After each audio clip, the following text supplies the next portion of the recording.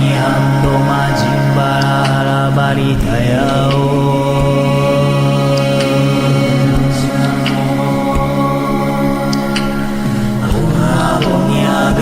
Siamo macabodara maniando majimbara la baritayao.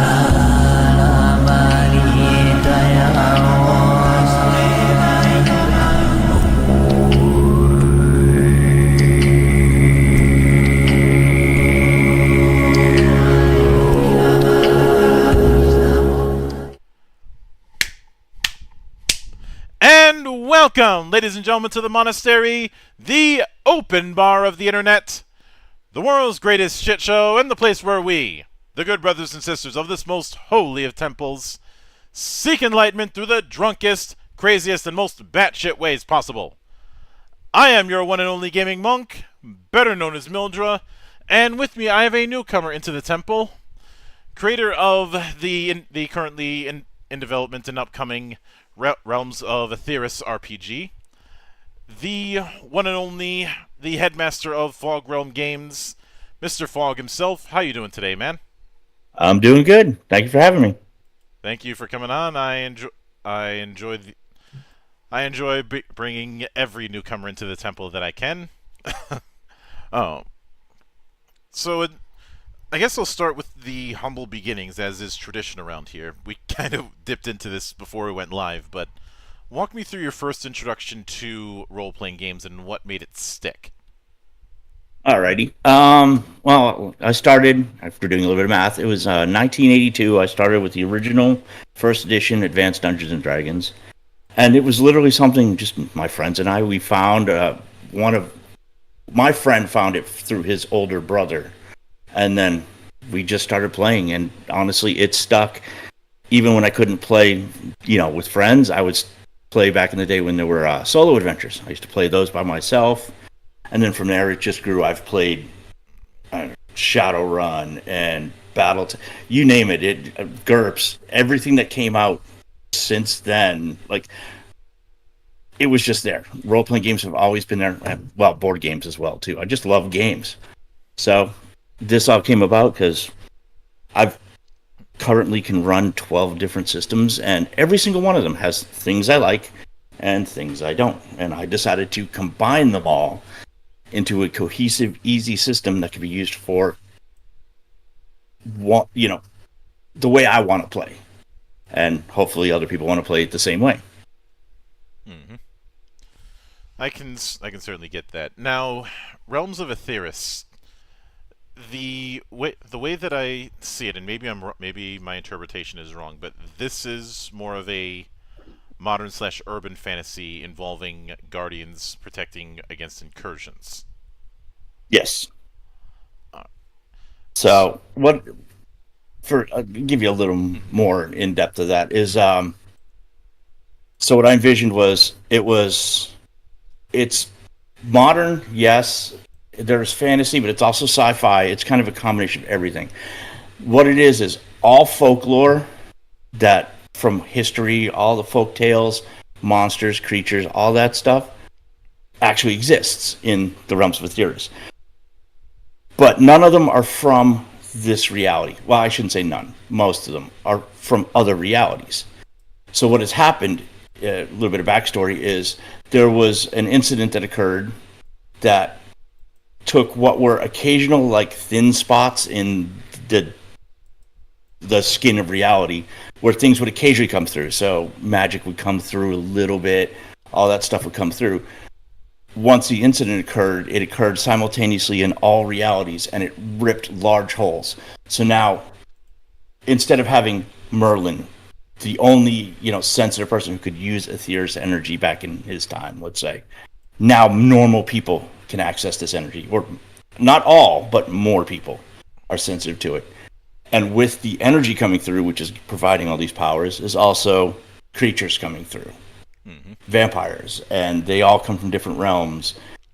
Inside all of those different Earths, you have the space between all those realities. That is the Aetherus. That's where the energy comes from. Aetherus is the old map, description of here there be dragons, quite literally. Supernatural creatures, dragons, the Fae, all that, those live in Aetherus, which are multi-planes, like planar, not planets, but individual planes of existence inside Aetherus, and then the realms of the different Earths outside of that.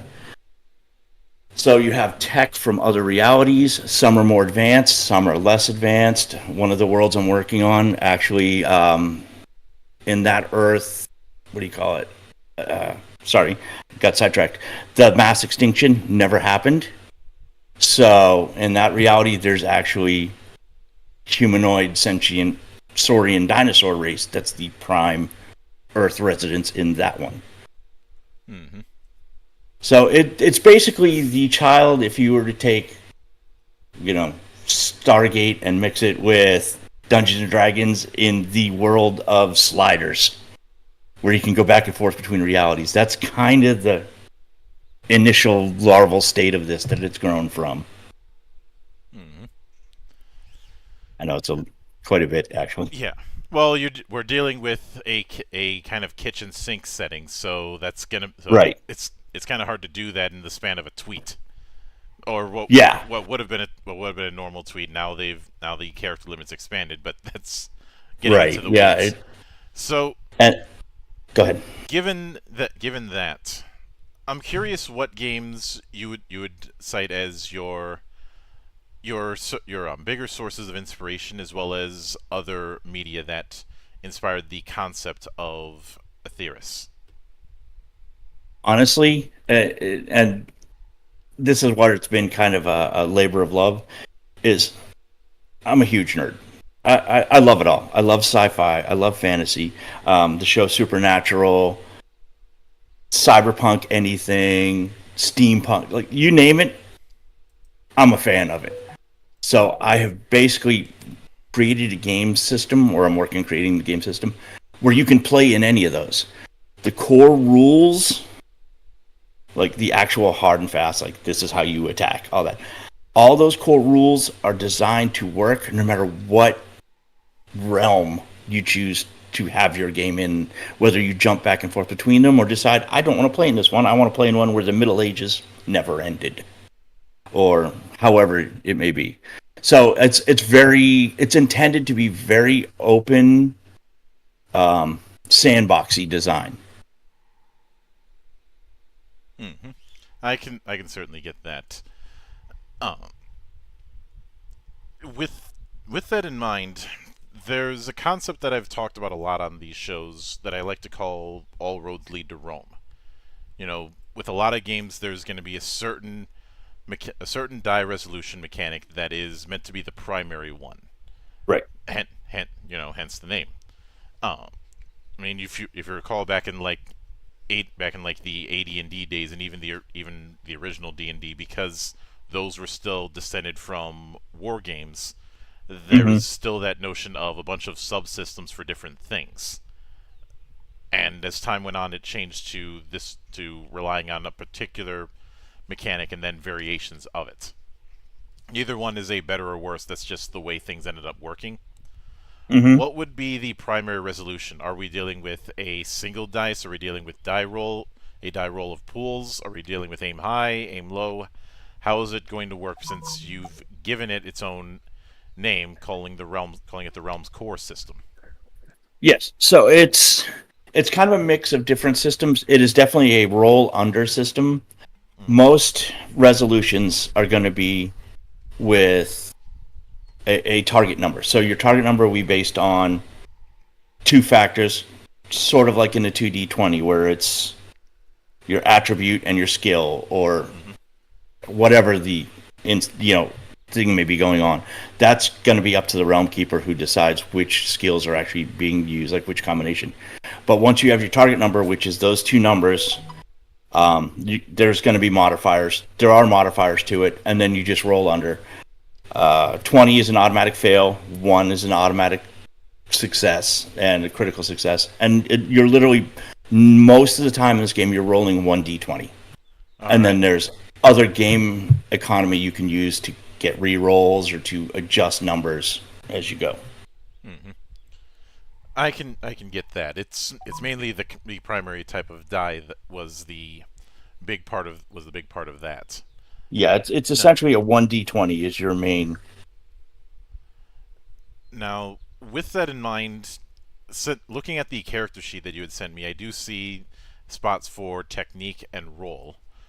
Given that, especially with the attribute and skill system you have, would it be fair of me to say that this is a archetype based affair, where you're not exactly getting certain features in the traditional class sense, but more about a certain leaning, the way say certain subtypes work in World of Darkness, for instance. You're not getting certain things out of it, but you do have certain leanings that are easier for you. Yeah, you could say it's similar. Essentially, it's going to be, so you have your roll, your core technique, and um, wow, I just went blank. Sorry. But so the way it works is you have your technique is your main one, which determines your abilities. Um, your other feature, wow, sorry, it's been a long day. Um, your skills, or not your skills, your role is going to be kind of like what you do, and then the way it works is, so you can have your role. Let's say you're a medic. The technique that for that where you can mend flesh and heal, that might be the ideal one for that. But you don't have to do that. You don't have to play the ideal combinations. You can tailor it to whatever character type you want to play. If you want to do someone who's, really strong, really good combat focused, who can shoot energy beams, but still be a leader or a diplomat, you can still do that. You can mix and match whatever you want. Which was the goal. Is I don't like I like players to be able to customize their character to how they want to play. Mm-hmm. I can certainly get behind that. Now, with that in mind, when you with roll, is that like a combat role? How is roll going to work? So roles are, you can think of it almost like a profession. Mm-hmm. And so, are you the group medic? Are you a leader type person? Not doesn't necessarily have to mean your character is the leader of a group, but you have those leadership type skills. And each role will give you a different starting bonus for certain skills and attributes, depending on which role you choose. The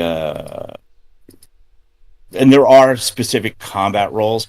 There's also abilities and roles that combine well to allow you to be the one who can actually open and close rifts or create technology. There is a pilot role.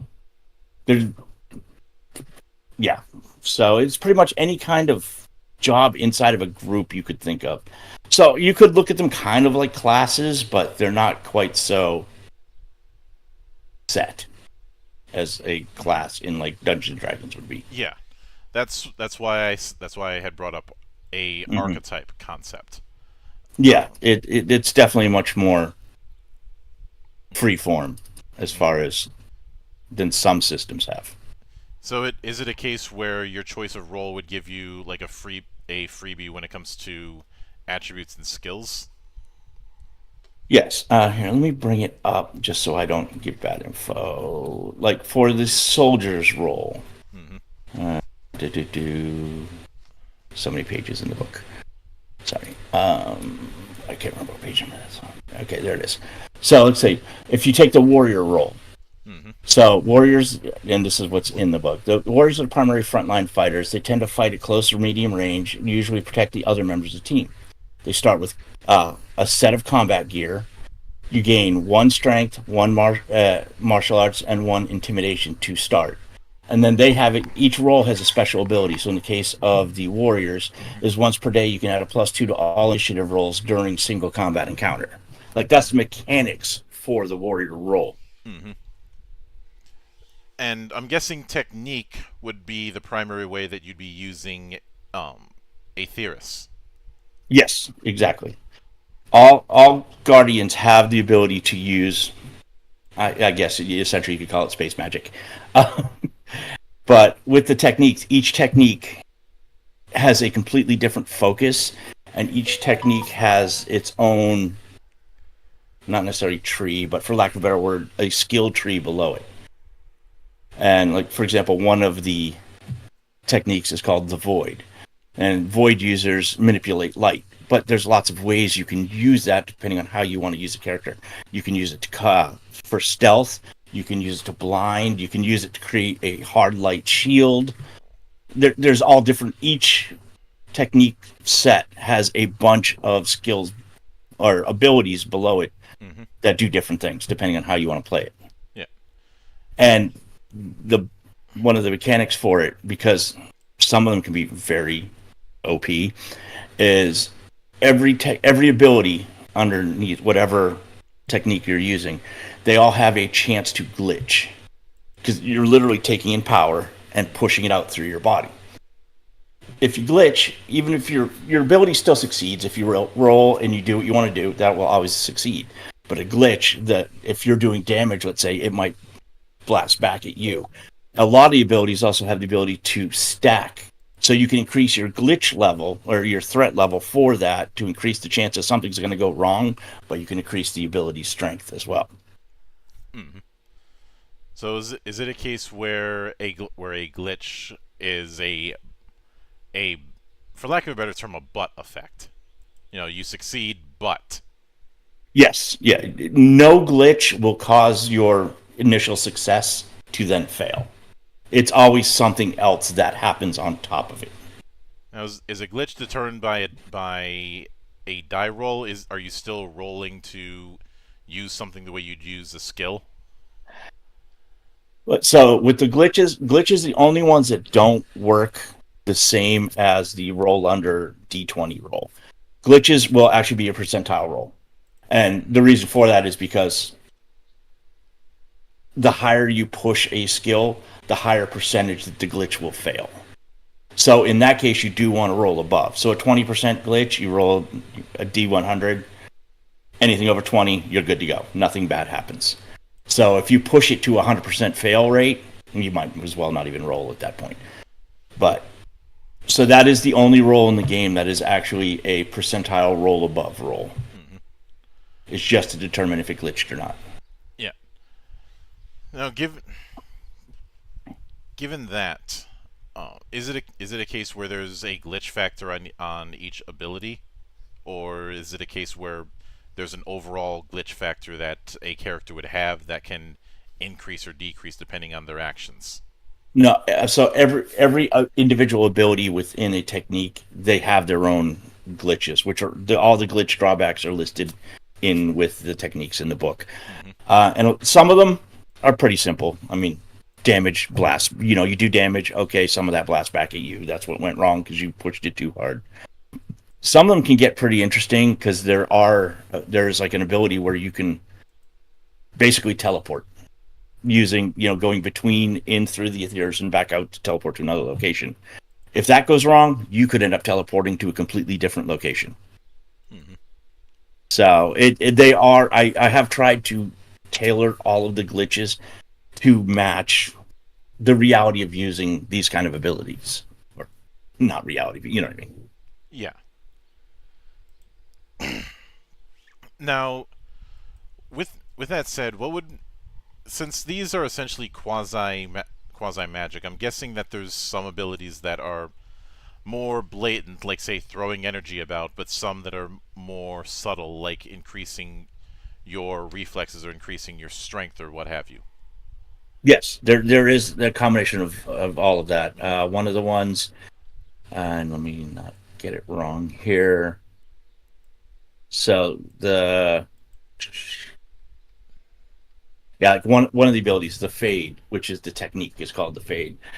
That technique can be used to glean information.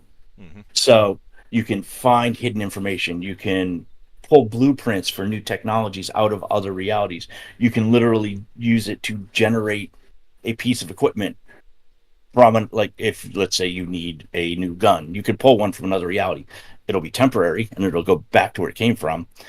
At its extreme level, the fade can tap the Akashic records, which means you can find out future events. Mm-hmm. There's almost a guarantee that's going to glitch, though. That's pulling a lot of power, and that's a lot of information. And the way I have these all planned is as you advance, because there's no levels, it's advancement as you progress. You earn advancement points. Mm-hmm. You can buy a new ability that's a much higher level than, like, you can have a higher cost max level ability early on in the game. But the odds are, could you even use it or survive it if you do glitch because you haven't progressed other skills to that point? So you can have characters taking that risk of, I'm going to use this ability and I might cause a black hole and kill everybody. Mm-hmm. And when using abilities, I'm guessing that there's a cost of Aetherus points just Yes. as much as there is the rolling for glitch. Right. So, for example, I just pulled this one up. Like, let's say you want, using the warp technique, you want to create an illusion to distract an enemy or whatever. A basic low-level illusion would cost you 2 Aetherus points, and it's a 25% chance threat level of it glitching. Mm-hmm. That's at its base level. There is no skill check for that one. It's just you do it, it succeeds, you roll your glitch, and hopefully it doesn't screw up. Yeah. If you want to push harder and guarantee like that illusion's going to hold and that's going to confuse people, and with this one, when you create illusion, it's a solid illusion. The more you push it, then you're... Oh, wait, that's the wrong one. Haha. If you push harder, it goes up. The cost doubles for the next level up, and it goes up by 25% on the specific one. For that point, that illusion it can't even be seen through, but now you have a 50% chance it's going to go bad. And many of them are like that. In that technique level, I mean, you can literally create a black hole. And if you lose control of that, it can go bad. As it would if you create a miniature black hole in the middle of a room. Exactly. Oh. And then everybody is banished to the black hole. Yep. And that's, a lot of these are, one of them you can... Now, I will say, there is the ability to open and close these breaches. And I will say, if anyone plays, they're called the shard users. If anyone plays a shard user, I would only allow 1 per team. Do not allow more than 1 as a realm keeper, because that will just make a mess. Because they can see the breaches, they can create new ones, they can look through breaches into other realities, and higher levels, you can literally open a door and travel between dimensions.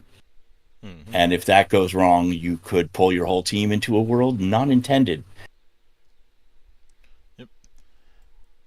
And what I have done for that is, if that's unplanned, I have quick generation charts for the Realm Keepers where you can, with like 4 dice rolls, you can now generate a quick realm of alternate reality, which is going to give you primary species, all that stuff. So that if you hadn't planned on a new realm appearing in that adventure that day, you can quickly generate one if something bad goes sideways. Now, when we're talking about going between realms, would this be akin to going between planets in say Stargate? Is there a particular rule set that has to be followed in terms of traveling between realms, or is it a bit freeform? It's fairly freeform. If they're a result of a glitch, there are rules like how far off it ends up being, what kind of world. But it's more up to the Realm Keeper whether they want to make it as part of the story. They can make it a specific realm, and there will be realms that are in the starter book. There's a couple in design already, more planned for the future. So it could be something as simple as, well, you were going to end up here anyway, so let's go now.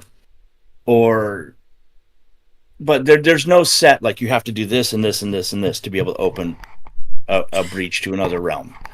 It could happen by accident. It could be planned by the Realm Keeper.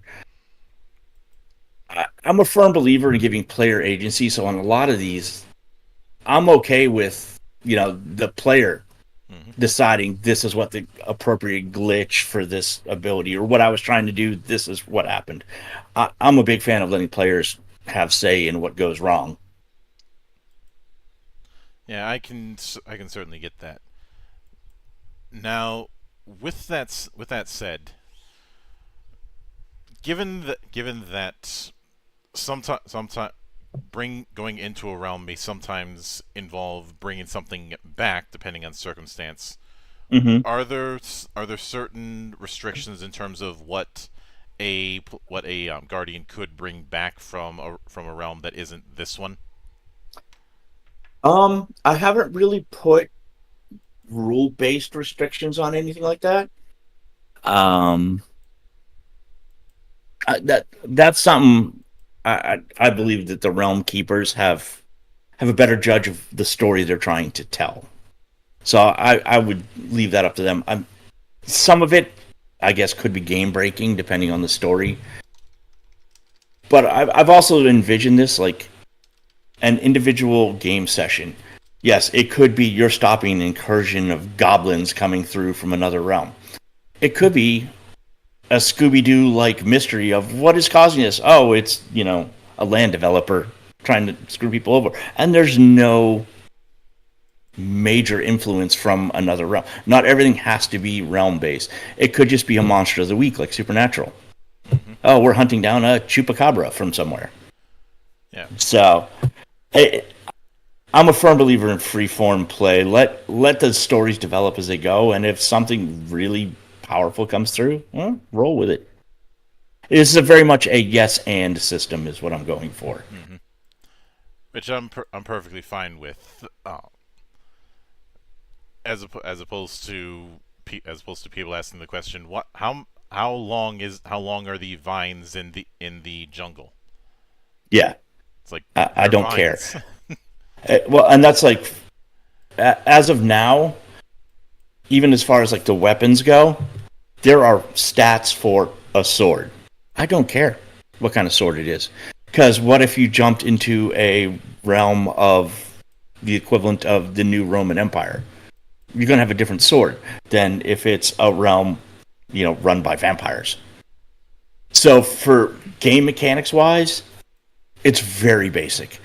If this specific sword doesn't match what's in your... Okay, shift the stats a little bit.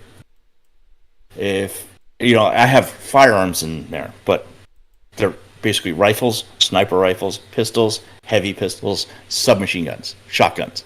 Like, very basic, because I want it to fit whatever world the game jumps to. And since you're dealing with a omni-genre kind of affair, that would trying to list out a bunch of different weapon details would ultimately be a case of Sisyphus pushing the boulder up a hill. Yeah, I don't like overly complicated systems. I like overly complicated worlds. I like lots of places to tell the story. I don't want it to be hard to tell the story. Now, that being said, some of what I've developed, I guess you can consider a more lethal system than some other games. There is a good chance you can die from one shotgun blast, depending on how you're hit. But that's how the world works. So is it a case where weapons are high damage? Relatively high damage. I tried to keep it a little more, I wouldn't say realistic, but in what I perceive as more feasible. Like, there's not a whole lot of dodging. There's no counterspell. There's none of that stuff. I hate as a player I'm going to attack this guy, and he does whatever and completely negates everything I just did, even though I got a success. No. I hate that. So I have, like, damage reduction. Armor will reduce damage, but if you get hit, you get hit. You're not dodging a bullet. You can block melee weapons, but you're not blocking a bullet unless you have something in front of you. And I've tried to keep it that way. So combat is very streamlined when it comes to using weapons or hand-to-hand combat. It gets a little more complicated once you start using some of the combat-related Aether abilities, but I don't want combat to last 45 minutes. Like, that's one of my least favorite things about a lot of the systems. I don't want to play a war game. If I was playing a war game, I'd play a war game. I don't want to play it in a role-playing game. Yeah. And with that in mind, since going freeform can run the risk of choice paralysis, within the core book, do you plan on putting a few example characters or example builds that people can tool around with? Yes, I've already designed several NPCs, obviously, because in the initial core book, I do plan on having 2 one-shots. I will also have pre-gens, and those pre-gens will also be some of the generic archetype characters, so that you can see, like, this is your stereotypical spark warrior. This is the soldier who can also fling energy or channel his energy through his weapon, which is a later ability. Yeah. Not that you can't make a soldier who can also heal instead of generate energy. That's totally up to you. But I will have probably, I want to say, like, right now I have 5 basic core. This goes well with this. This is your starting character. Like, this is the medic style character who can heal, but then you can go from there all that you want. I can certainly get that. Now, on the GM side of things, are you planning on having some material to help it in the same way to help ease the NPC creation, since there's a lot of ways that can go, especially if you're dealing with more monstrous things? Yes. So I'm working on a bestiary for it. I mean, that's kind of a given. All games have to have it, especially if you're going to... right now in there are vampires. There are goblins. Although these goblins, most of them are assimilated. I can actually show you a picture of them. They're kind of funny. So I'll have all that. I do have a section specifically on realms. How to develop your own realms. I'm also going to have, as of right now, off the top of my head, I have 2 core realms that are going to be in the book. Terra Prime, which is the main realm for Realms of Aetherus, that will be explained in there. And I will have the realm book for Gothicus as well, which is a basically realm of undead. Those 2 will be in the core book, and then I have plans for several other realm books, different realities that can be used not only as maybe a template for another one, but also just to use as a supplement to make your own worlds if you want. I also do have, like I said, the quick generation rules, as well as ideas for generating your own realms from scratch. And right now, it's planned like most games will start in Terra Prime, which is, like I said, the main realm. But if a realm keeper says, I don't want to start there, I want to start in a high fantasy style realm, that's fine. you can do that as well. I do not have anything in place yet, and I still keep going back and forth on this if I want to, for individual species or races. Right now, everyone starts as a human, just because it's Earth. I may, in future realm books, include realm-specific species like the Saurian race from one of the other realms where there was no mass extinction. I don't know if I'm going to include those as playable races. It just seems like a little much to get started with now, considering how much I'm putting into this right from the get-go. So, I can see that. But with that said, what would you be shooting for as far as a total page count for the book?